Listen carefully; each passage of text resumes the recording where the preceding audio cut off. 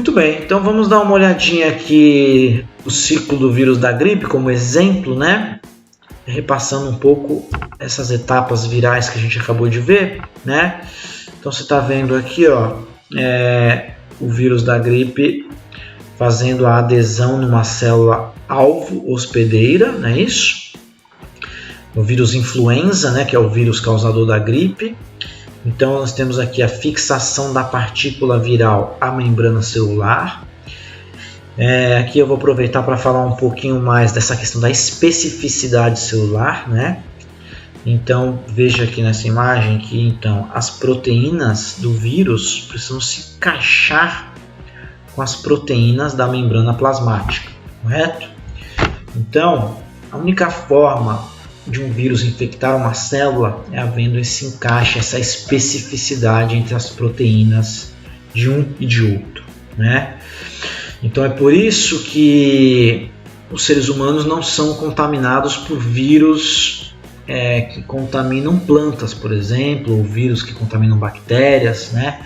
Porque os vírus que contaminam plantas são específicos para plantas, para as espécies de vegetais às quais, né, aquele determinado vírus contamina. Então, por exemplo, o arrozeiro, né, ele tem o seu grupo de vírus que parasita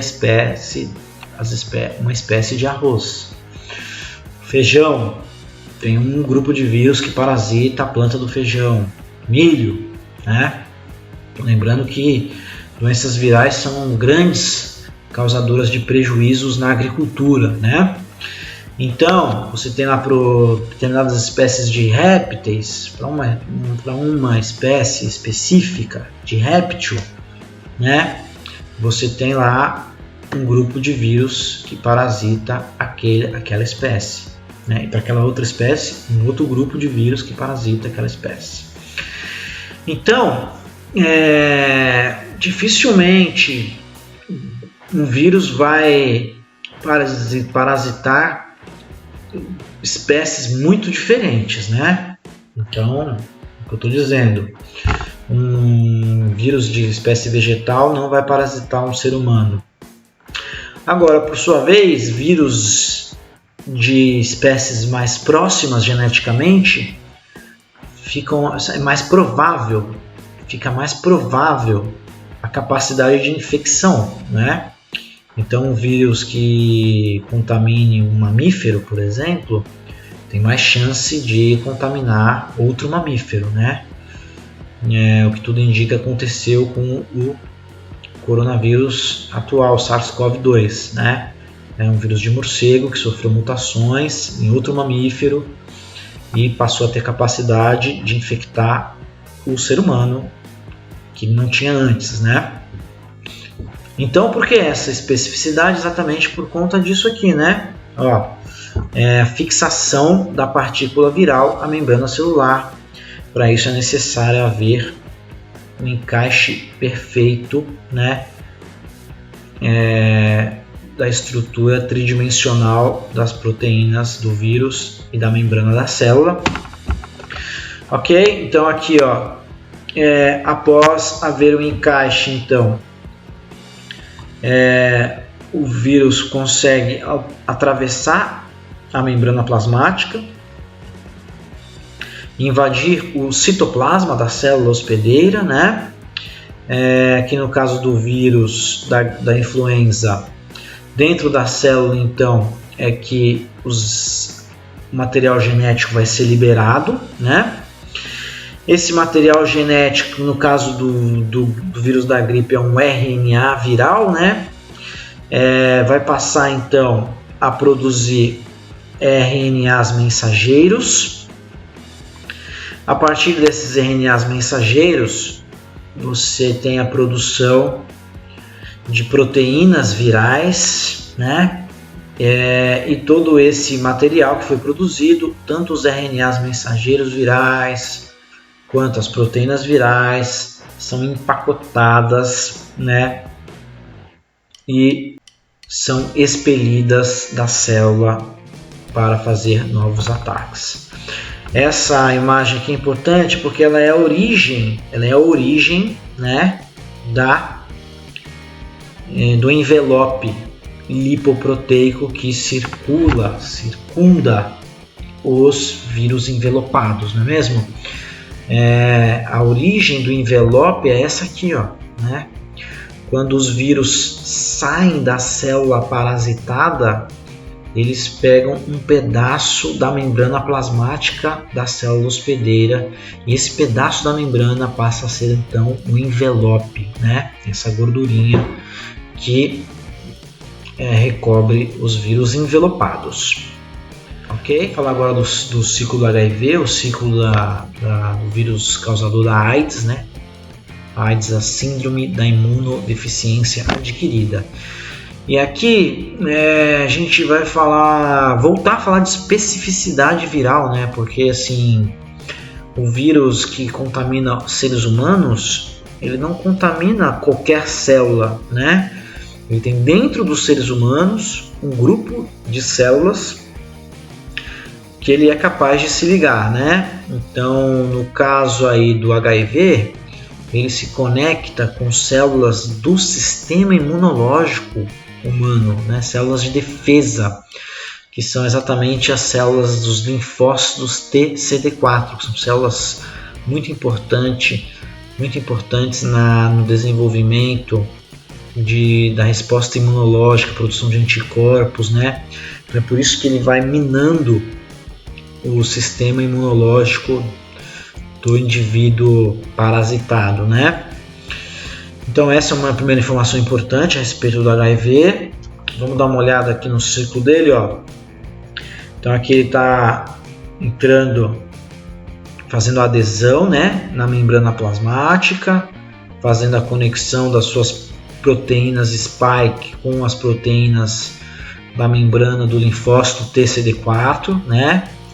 E ele está despejando dentro da célula o seu material genético, que no caso do HIV, o HIV é um vírus de RNA, né? Esse RNA, no caso do HIV, ele é transformado dentro da célula em DNA. Então, a partir da fita molde do RNA, né, da sua sequência de nucleotídeos AUCG, uma enzima que acompanha o HIV, o vírus HIV, uma enzima chamada transcriptase reversa, ela usa esse molde do RNA, a sequência de AUCG, para fazer uma fita de DNA, né, inversa, uma fita. Então, onde tem A no RNA viral, tem uma T, timina, da nova fita de DNA. Onde tem um C do RNA, um G, e assim por diante. E a transcriptase reversa faz uma fita de DNA e uma nova fita complementar de DNA, formando então uma dupla fita de DNA. Essa é a ação da transcriptase reversa. Ela transforma o RNA do HIV em DNA dentro da célula do hospedeiro. Esse DNA migra para o núcleo, como você está vendo aqui, ó. E a partir do núcleo, esse DNA do HIV passa então a comandar o metabolismo da célula hospedeira, produzindo RNAs mensageiros, e esses RNAs mensageiros vão produzir as proteínas do HIV, e todo o processo vai se repetir, né? Produção dos RNAs do HIV, das proteínas do HIV, empacotamento e liberação, arrancando o envelope, né? Onde vai haver aí novas infecções, ok? Outra informação importante a respeito do HIV, que é legal você saber, é que o HIV, por conta dessas transformações todas aí que a gente acabou de ver, copia daqui, copia dali, o RNA vira uma fita de DNA que codifica outra fita de DNA, que depois passa a ser RNA mensageiro. Por conta de todas essas etapas, o HIV ele é um vírus muito propenso a mutações, né? Então ele é um vírus que tem altas taxas de mutações genéticas. e que dentro de um mesmo paciente, né, dentro de um mesmo ser humano infectado, você tem várias versões do vírus HIV. Esse é um dos motivos pelo qual tem sido tão dificultoso a busca por uma vacina ou por um remédio para curar, né, o HIV. Muito bem, e o coronavírus? Bom, o coronavírus é uma família de vírus, né? São 7 vírus classificados como coronavírus.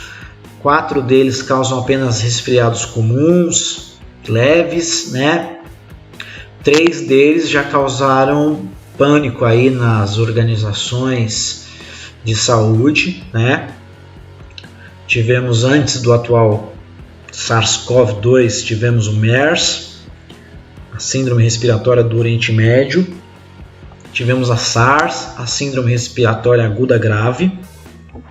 E atualmente estamos convivendo aí com o SARS-CoV-2, o novo coronavírus. O que a gente pode falar dele até o momento, né? É que ele é um vírus envelopado, né? Ele é um vírus de RNA, ele é um vírus que se liga às células do nosso trato respiratório, né? E se liga a proteína ACE2 das células humanas, né?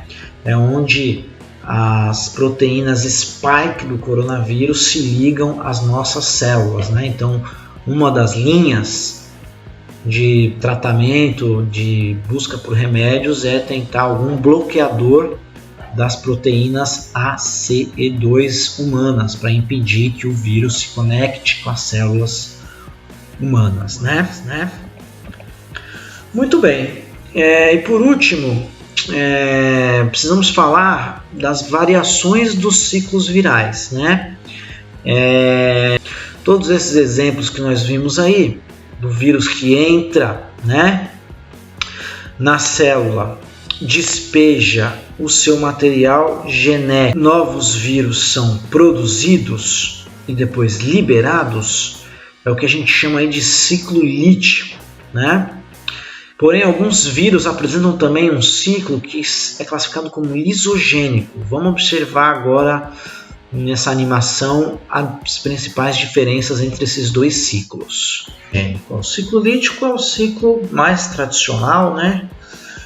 O modelo que a gente viu até agora. Então aqui, ó, estamos vendo uma bactéria sendo infectada por um vírus que largou o seu DNA dentro da bactéria.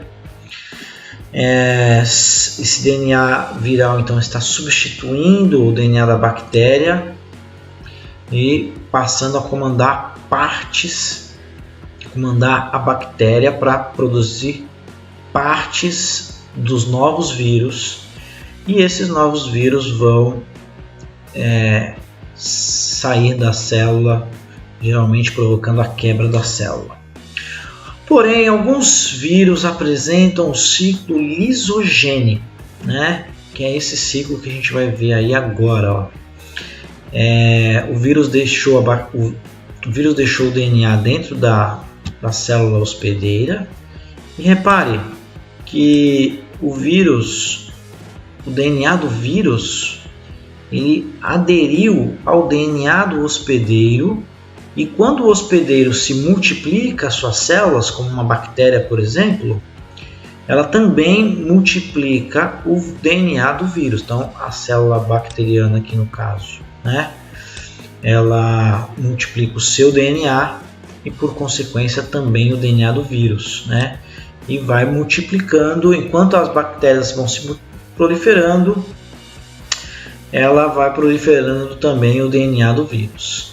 Até que alguma condição, alguma situação do ambiente provoque aí a indução, que é esse que a gente está vendo agora, que é quando o DNA do vírus passa a tomar o controle do metabolismo celular e a célula entra então num ciclo lítico. Então é isso. Muito obrigado. Até a próxima.